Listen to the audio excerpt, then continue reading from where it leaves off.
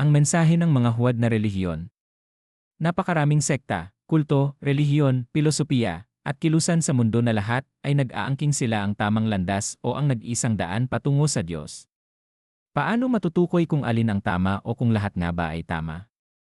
Isang paraan upang mahanap ang sagot ay alisin ang panlabas na pagkakaiba ng mga aral ng iba't ibang nagpapakilalang nagtataglay ng katotohanan at tukuyin ang pangunahing bagay na kanilang sinasamba, direkta o hindi direktang tinutukoy.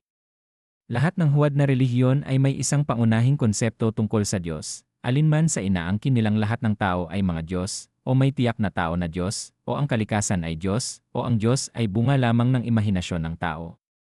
Sa makatuwid, maaaring sabihin na ang pangunahing mensahe ng huwad na relihiyon ay ang pagsamba sa Diyos sa anyo ng kanyang nilikha.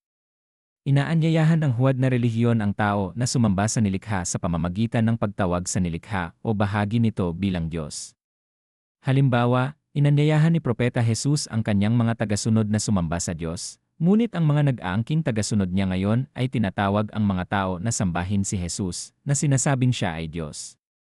Si Buddha ay isang reformista na nagpakilala ng ilang makataong prinsipyo sa relihiyon ng India. Hindi niya inangking siya ay Diyos, ni iminungkahi sa kanyang mga tagasunod na siya ay sambahin. Ngunit ngayon, karamihan sa mga Budista sa labas ng India ay itinuring siyang Diyos at yumuyukod sa mga idolo na nilikha ayon sa kanilang pananaw ng kanyang anyo. Sa pamamagitan ng paggamit ng prinsipyo ng pagtukoy sa bagay na sinasamba, madaling matutukoy ang huwad na relihiyon at ang pagkakalikha ng kanilang pinagmulan. Gaya ng sinabi ni Allah sa Quran, Inil hukmu illa lillah, amara an la ta'budu illa iyyah, dhalika ad-dinul qayyim, walakinna aktharan nasi la ya'lamun. maaaring itanong, kung lahat ng relihiyon ay nagtuturo ng mabubuting bagay, bakit mahalaga kung alin ang ating sundin? Ang sagot ay ang lahat ng huwad na relihiyon ay nagtuturo ng pinakamalaking kasamaan, ang pagsamba sa nilikha.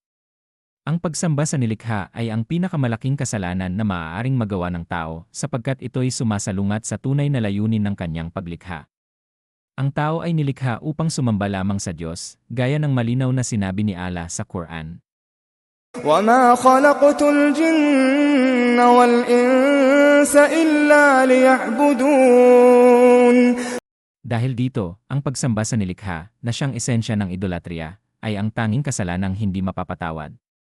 Ang sinumang mamatay sa ganitong kalagayan ng idolatria ay nakatakdang mapahamak sa kabilang buhay. Hindi ito isang opinyon kundi isang pahayag na inihayag ng Diyos sa kanyang huling revelasyon sa tao.